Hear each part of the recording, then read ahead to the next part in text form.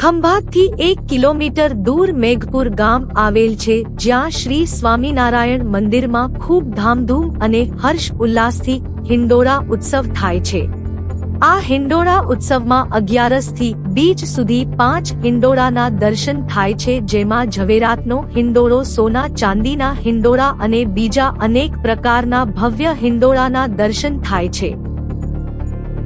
મંદિરમાં આવનાર હરિભક્તો માટે બિલકુલ નિઃશુલ્ક ચા પાણીની સુવિધા પણ પૂરી પાડવામાં આવે છે।